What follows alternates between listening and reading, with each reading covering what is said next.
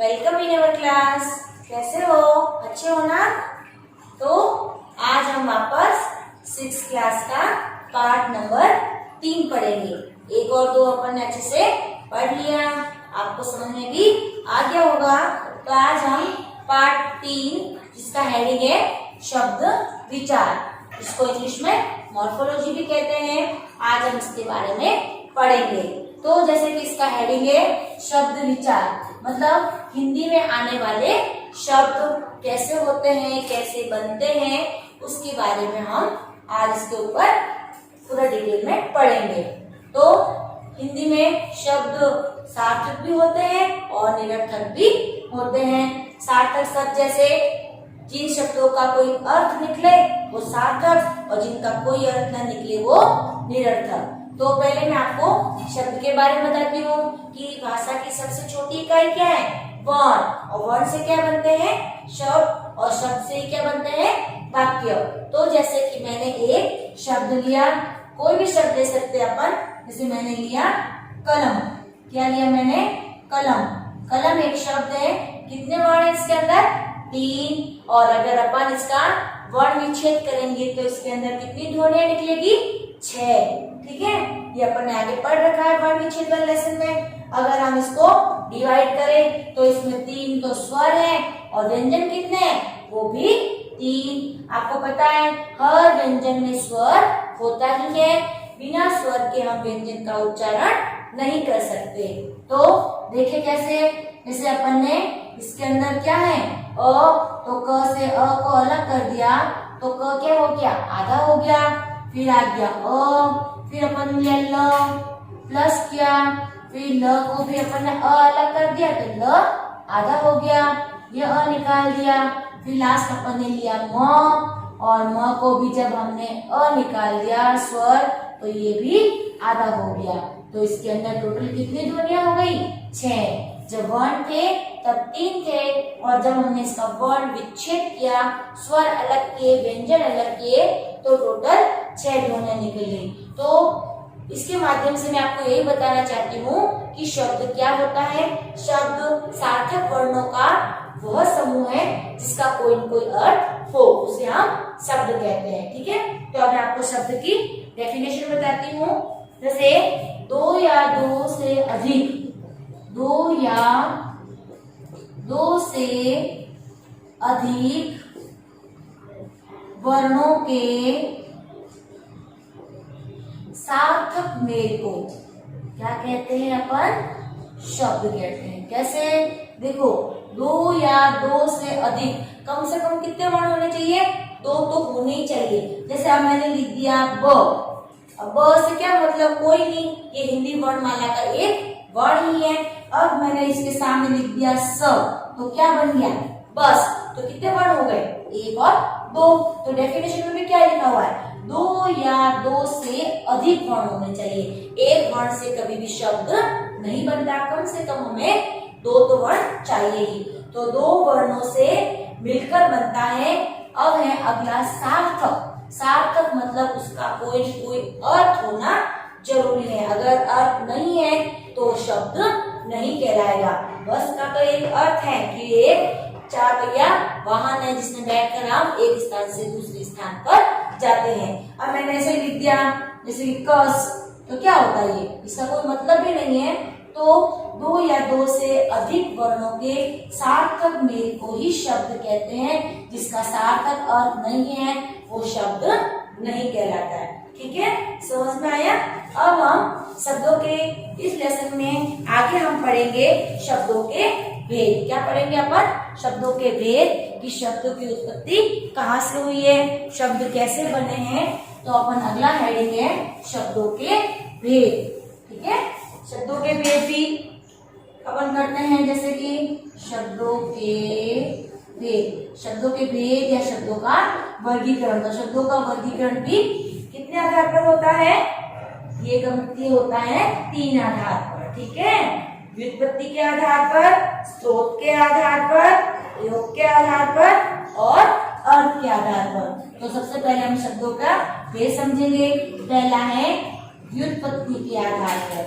व्युत्पत्ति के आधार पर। नंबर 2 है स्रोत के आधार पर, स्रोत या इतिहास के आधार पर, और थर्ड है प्रयोग के आधार पर, और लास्ट है किसके आधार पर, अर्थ के आधार पर। तो आपको अगर इस वीडियो में इस लेसन को अच्छे समझना है तो ये अंत तक इस वीडियो को जरूर देखें, तो आपके पूरा क्लियर हो जाएगा कि हम इसमें क्या क्या पढ़ेंगे और आपको किस तरीके से इसको याद करना है। ठीक है, तो फर्स्ट अपन लेते हैं व्युत्पत्ति के आधार पर। व्युत्पत्ति का मतलब शब्दों की उत्पत्ति कैसे हुई।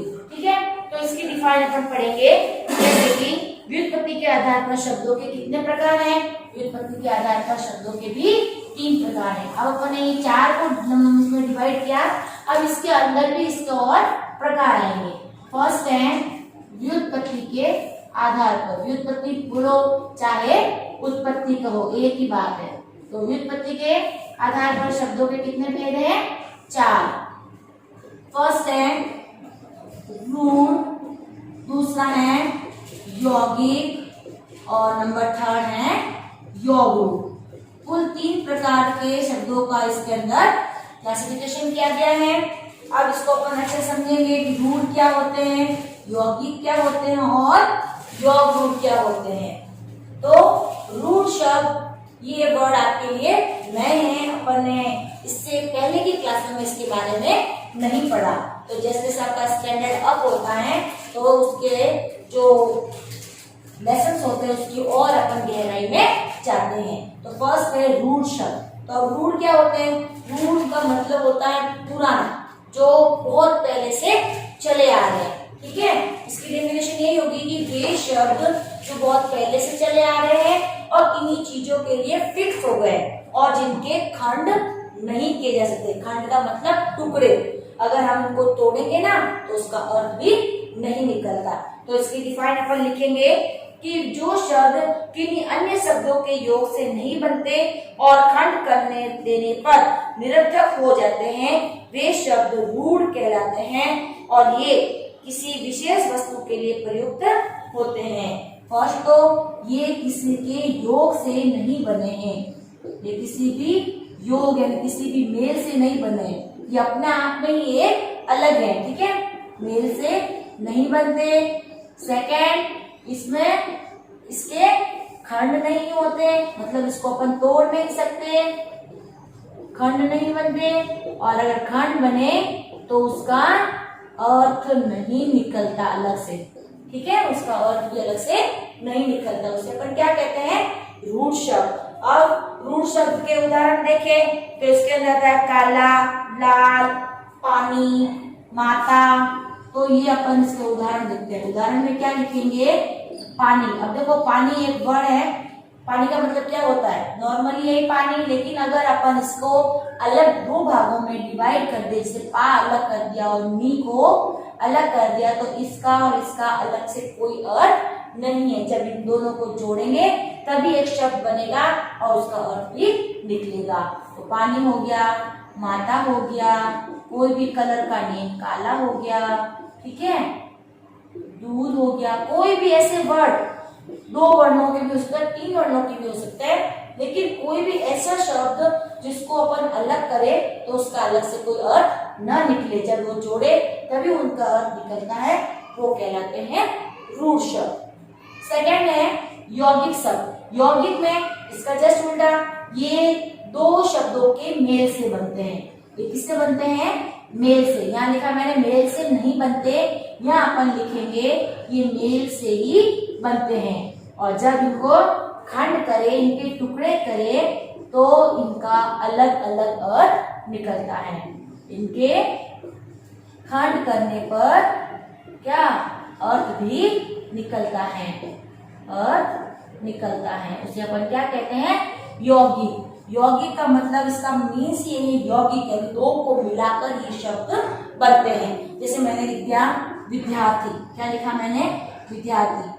विद्यार्थी कौन होता है, जो पढ़ाई करता है, स्कूल जाते हैं, वो विद्यार्थी कहलाते हैं। अब यहाँ तो था कि हम इन दोनों वर्ड को अगर अलग कर दे वर्ण को तो उसका अर्थ नहीं निकलता, लेकिन इसमें तो अगर इनको अपन अलग कर दे तो उसका अर्थ निकलता है। जैसे कैसे, जैसे मैंने विद्या को अलग कर दिया और प्लस इसमें से अर्थ ही निकला, ये संधि है। ठीक है, आपने पढ़ रखी है, आगे की चैप्टर में और पढ़ेंगे। तो विद्या प्लस अर्थी मतलब विद्या को अर्थ यानी ग्रहण करने वाला क्या कहलाता है, विद्यार्थी। तो इसका भी मीन्स है और इसका भी मीन्स है। तो यौगिक शब्द दो शब्दों के मेल से बनते हैं और जब हम इनको डिवाइड करें तो दोनों का अर्थ भी निकलता है। इसे अपन क्या कहते हैं, यौगिक शब्द। और लास्ट है योग रूढ़, ये इन दोनों के मेल से बनकर योग रूढ़ कहलाते हैं। योग रूढ़ कैसे, वे शब्द जो मेल से बनते हैं और जिनका अर्थ भी निकलता है, प्लस वो कुछ पुराने शब्द है। अब मैंने आपको समास पढ़ाया था, समास में अंतिम समास था बहुव्रीहि समास। बहुव्रीहि समास में यही होता है कि कोई तीसरा अर्थ निकले, न प्रथम पद प्रधान होता है न द्वितीय पद प्रधान होता है, जिसका कोई तीसरा ही अर्थ निकले तो वो बहुव्रीहि समास कहलाता था। और इसकी एक विशेषता यह भी थी कि उसमें सारे जो नाम है वो किसी देवताओं के या फिर किसी एक के लिए प्रसिद्ध हो चुके हैं, वो इसके अंदर आएंगे। कैसे आएंगे, देखो किस प्रकार आएंगे। योग रूढ़ शब्द की पहले आपको डेफिनेशन बताती हूँ कि ऐसे शब्द जो सामान्य अर्थ को न प्रकट करके किसी विशेष अर्थ को प्रकट करे, और वे शब्द क्या कहलाते हैं, योग रूढ़ कहलाते हैं। जैसे कि मैंने एक पहले इसमें अपन लिखते हैं विशेष अर्थ को प्रकट करते हैं। क्या करते हैं, ये विशेष अर्थ को प्रकट करते हैं, उसे अपन क्या कहते हैं, योग रूढ़। बनते ही नहीं कि योग से हैं, लेकिन विशेष अर्थ प्रकट करते हैं। जैसे मैंने लिखा पंकज, जानते हो बच्चों पंकज क्या होता है, पता है ना आपको, ये पर्यायवाची शब्द है। ठीक है, तो पंकज का मतलब क्या होता है, किसका पर्यायवाची है, फूल का, कमल का, तो पंकज। अब इसमें मैं क्या करूंगी, इन दोनों को अलग अलग कर दूंगी। जैसे पंख तो अलग हो गया, प्लस ज अलग हो गया, क्या बन गया, पंकज। अब देखो इसका भी मीन्स है, इसका भी मीन्स है। पंख का मतलब होता है कीचड़, क्या होता है, कीचड़, और ज का मतलब होता है जन्म लेने वाला। तो जो कीचड़ में जन्म लेता है उसे क्या कहते हैं, पंकज कहते हैं। समझ में आया। अब इसका अलग ही तीसरा निकलेगा, क्या, कीचड़ में जन्म लेने वाला कौन, कमल। तो इससे कोई मतलब हुआ नहीं, इससे कोई मतलब नहीं हुआ, इसका तीसरा ही अर्थ निकला, वो कहलाया कमल। तो ऐसे शब्द जो दो के योग से बनते हैं और जिनको अपन खंड करे, अलग करे, तो उनका अर्थ भी निकलता है, लेकिन उनका एक विशेष अर्थ निकलता है, वो आते हैं योग रूढ़ में। ठीक है, समझ में आया आपको। ये थोड़ा सा आपके लिए नया है, इसको अच्छे से वापस समझो एक बार कि रूढ़ शब्द तो वे होते हैं जो कि किसी के मेल से नहीं बनते हैं, और इसको अगर अपन डिवाइड करें, अलग अलग करें, तो इनका अर्थ भी नहीं निकलता। ठीक है, ये अपने आप में एक यूनिक होता है। फिर सेकंड था यौगिक। यौगिक का इसके नाम से ही पता चलता है कि दो वर्णों के मेल से बनता है, इसलिए इनको कहते हैं यौगिक। और अगर इनको अपन अलग अलग करें तो उनका अलग से अपना अपना अर्थ भी निकलता है। जैसे विद्या का भी अर्थ निकला और अर्थ का भी अर्थ निकला। थर्ड है योग रूढ़। योग रूढ़ जो मेल से बनते हैं, जिनको अलग करें तो उनका अर्थ भी निकलता है, लेकिन वह कोई विशेष अर्थ होता है, वो कहलाता है योग रूढ़ में। मैंने ये उदाहरण लिया था जिसमें दोनों को मैंने अलग किया, लेकिन इसका अर्थ निकलने पर एक अलग ही वर्ड निकला, कमल। तो वे शब्द जो जिनको अलग करें तो उनका विशेष अर्थ निकले, वो योग रूढ़ शब्द में आते हैं। अब देखो योग रूढ़ के और उदाहरण बताती हूँ मैं आपको, जैसे कि पीताम्बर, लंबोदर, ये सारे बहुव्रीहि समास के उदाहरण हैं। अब देखो इसको समझाती हूँ आपको, पीताम्बर और लंबोदर। अब देखो मैंने ये वर्ड लिया, इसको अलग अलग करेंगे अपन। पीत प्लस अंबर, पीले हैं कपड़े जिसके, यहाँ तक हो गया। अब इसका आंसर निकलता है कौन, श्री कृष्ण। तो ये भी एक विशेष अर्थ निकला ना, तो ये हो गया योग रूढ़ शब्द। अब मैंने अगला वर्ड लिया लंबोदर, लंबा है उदर जिसका, उदर का मतलब पेट, लंबा है पेट जिसका, यहाँ तक हो गया। फिर आगे क्या, कौन, तो श्री गणेश, तो ये उनके लिए वर्ड आया। तो वे शब्द जो दो के योग से बनते हैं, अगर हम इनको अलग अलग करें तो उनका अर्थ निकलता है, लेकिन कोई विशेष अर्थ निकले, कोई अलग ही अर्थ निकले, तो वो आते हैं योग रूढ़ शब्द में। ठीक है, तो शब्दों के भेद का पहला जो अपन ने क्लासिफिकेशन किया है वो व्युत्पत्ति के आधार पर है, जो हो गया। अब सेकंड है आपका स्रोत या इतिहास के आधार पर। किस पे होगा? स्रोत या इतिहास के आधार पर, मतलब इसके शब्दों के स्रोत कौन कौन से, इसका मिलने का कौन कौन सा कारण रहा है, उसके स्रोत, तो उसको अपन पढ़ेंगे। तो स्रोत के आधार पर शब्द होते हैं 5। कितने होते हैं? 5। तत्सम शब्द, तद्भव, देशज, विदेशी और शंकर। फर्स्ट है, इसका हेडिंग है स्रोत के आधार पर। ठीक है, स्रोत के आधार पर। स्रोत के आधार पर पहला कौन सा है? तत्सम शब्द, तत्सम। दूसरा तद्भव, तीसरा विदेशी, चौथा देशज और पांचवा कौन सा है? संकर शब्द। ठीक है, अब अपन इसको अच्छे से समझेंगे कि ये तत्सम तद्भव क्या है। कभी हमने पढ़ा ही नहीं, तो आपके लिए ये लेसन एक तरह से देखे तो कुछ नया ही है। फर्स्ट है तत्सम शब्द। अब तत्सम शब्द आपको सुनने में कुछ अलग ही लग रहा है ना, हिंदी से थोड़ा सा हटके लग रहा है। तो ये तत्सम शब्द संस्कृत से आया है। कहां से आया? संस्कृत से।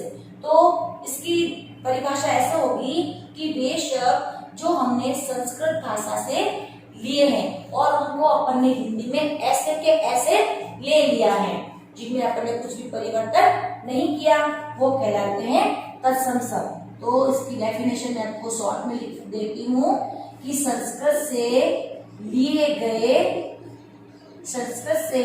गए शब्द जिसको अपन ने कुछ भी चेंज नहीं किया है, लिए गए शब्द जो रूप परिवर्तित नहीं है, वो क्या कहलाते हैं? तत्सम शब्द। और तत्सम शब्द के अपन उदाहरण देखेंगे तब ये और अच्छे से समझ में आएगा। जैसे मैंने लिखा अग्नि, देखो अग्नि, अग्नि शब्द क्या है? तत्सम शब्द है। ठीक है, फिर मैंने लिखा अक्षी, क्या लिखा मैंने? अक्षी। फिर मैंने लिखा उष्ट, उष्ट। ठीक है, तो ये ऐसे वर्ड है, ये शब्द है और भी बहुत सारे हैं, मैं आपको बताऊंगी। लेकिन अभी अपन यकीन का समझ रहे हैं। अग्नि, अक्षी और उष्ट, ये पढ़ने में और देखने में भी सेम संस्कृत के ही लग रहे हैं। अपन ने कुछ भी चेंज इसमें नहीं किया है। अग्नि का मतलब होता है आग, अक्षी का आग, उष्ट का ऊंट। तो ये होते हैं तत्सम शब्द। अब तद्भव शब्द, तद्भव शब्द में अपने क्या आता है? वे शब्द जो हमने संस्कृत से तो लिए हैं, संस्कृत से लिए, लेकिन हमने उनका थोड़ा सा हिंदी में आते आते उनका रूप परिवर्तन हो गया। संस्कृत से लिए लेकिन हिंदी में आते आते उनका रूप परिवर्तित हो गया। ठीक है, हिंदी में रूप परिवर्तित हो गया। ठीक है, उसे अपन क्या कहते हैं? तद्भव शब्द। अपन उदाहरण यही लेंगे ताकि अपने को और अच्छी समझ में आ जाए। जैसे अग्नि का बन गया आग। ठीक है, ये अपन ने चेंज कर लिया। प्योर वर्ड संस्कृत का अग्नि था, हिंदी में आते आते थोड़ा चेंज हो गया, क्या बन गया? आग। अक्षी था, इसका क्या बन गया? आंख। बिल्कुल चेंज हो गया, अक्षी से आंख बन गया। और उष्ट है तो इसका अपन ने, इसको अपन क्या बोलते हैं? ऊंट। ठीक है, तो इस तरह ये संस्कृत के शब्द है और जब ये हिंदी में आए तो आते आते उनका थोड़ा रूप परिवर्तन हो गया, वो शब्द आते हैं तद्भव शब्द में। अगला है विदेशी शब्द। अब विदेशी कैसे? अपन को विदेश जाकर थोड़ा लेके इसको, इसका मतलब है वे शब्द जो, देखो भाषाएं बहुत सारी है, अंग्रेजी की वो क्या बोलते हैं लिपि है, देवनागरी रोमन लिपि है, अंग्रेजी, फिर तुर्की, चीनी, अलग अलग भाषाओं से हमने कुछ हमारी हिंदी भाषा में जो शब्द लिए हैं वो विदेशी शब्द कहलाते हैं। ठीक है, जैसे चीनी शब्द, तुर्की, पुर्तगाली, अंग्रेजी। ठीक है, इन भाषाओं से हमने कुछ शब्द लिए हैं तो वो शब्द कहलाते हैं विदेशी। पुर्तगाली भाषा के शब्द क्या कहलाते हैं? विदेशी शब्द, जो हम आजकल आमतौर पर इनका उपयोग अपने निजी जीवन में करते हैं, हमें पता ही नहीं चलता कि ये हमने इन भाषाओं से लिए, क्योंकि वो हमारे लिए इतने कॉमन हो गए हैं जो हम इनका दिन रात उपयोग करते हैं। अब इसमें कौन कौन शब्द आएंगे? देखो इसके अंदर, जैसे इसके अंदर आ गया, आएंगे इसके अंदर जैसे कि कुर्सी, तौलिया, चाकू, हिस्सा, पेन, ये सारे वर्ड। कुर्सी, आप जानते हैं तो कुर्सी का रोज यूज करते हैं वर्ड का, लेकिन कुर्सी ये क्या है, विदेशी भाषा का शब्द है। चाकू, चाकू भी विदेशी भाषा का शब्द है। पेन, ये भी विदेशी भाषा का शब्द है। ऐसे बहुत सारे शब्द है जिनको अपन अभी अपनी जिंदगी में यूज करते हैं, लेकिन हमें लगता ही नहीं कि हमने कभी ये बाहर के, हमारी हिंदी भाषा के नहीं है, लेकिन हमने अपनी हिंदी भाषा में इन शब्दों का प्रयोग कर लिया है। फिर देश शब्द, अब देश शब्द का क्या मतलब होगा, देश के शब्द कुछ इससे मिलता जुलता होता है। तो देश शब्द की डिफाइन देखेंगे अपन कि वे शब्द जो विभिन्न क्षेत्रों के ग्रामीण जन समुदाय द्वारा लिए गए हैं।